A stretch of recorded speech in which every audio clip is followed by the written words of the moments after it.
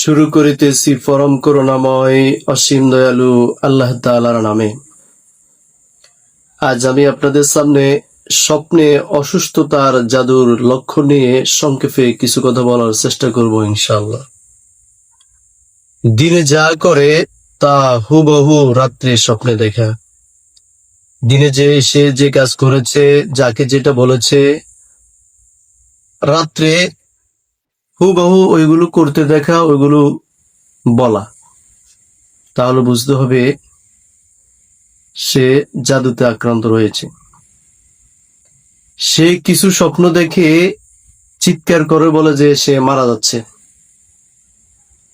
ঘুমের মধ্যে এমন কিছু ভয়ানক স্বপ্ন দেখা, যার ফলে তার কাছে মনে হয় যে সে মারা যাচ্ছেন।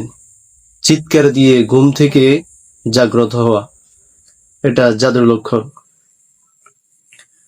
এবং ভয়ানক ভয়ানক স্বপ্ন দেখা, সে যখন ঘুম যায়, ঘুমের মধ্যে সে দেখে বিশাল আকৃতির অধিকারী বিভিন্ন প্রাণী, বিভিন্ন জন্তু জানোয়ার তার পিছনে আসতেছে, তাকে দৌড়াচ্ছে। সে দৌড়িয়ে এদিক সেদিক পালিয়ে যাচ্ছে। বিশাল দেহের অধিকারী বিভিন্ন জন্তু জানোয়ার সব সময় তাকে দৌড়াচ্ছে।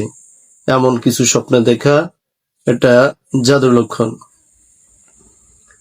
ঘুমের মধ্যে অথবা জাগ্রত অবস্থায় বারবার কান্নার আওয়াজ শোনা।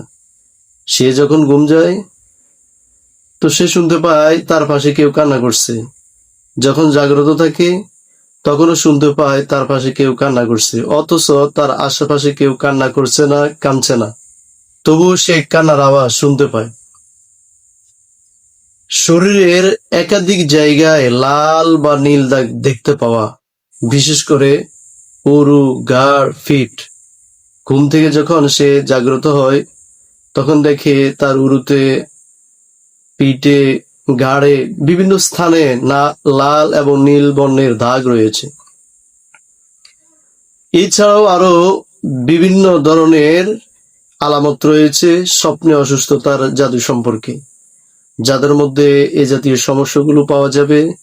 যারা এই সমস্ত সমস্যাতে আক্রান্ত হয়ে আছেন তাদের জন্য উচিত হলো ভালো অভিজ্ঞ একজন আলেমের কাছে গিয়ে চিকিৎসা গ্রহণ করা। যে সকল আলেমগণ কোরআন এবং হাদিসের মাধ্যমে ঝাড়ফুঁক করেন, রুকিয়া করেন, তাদের থেকে চিকিৎসা গ্রহণ করা।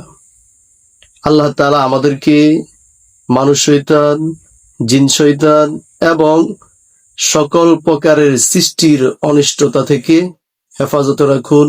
আমিন।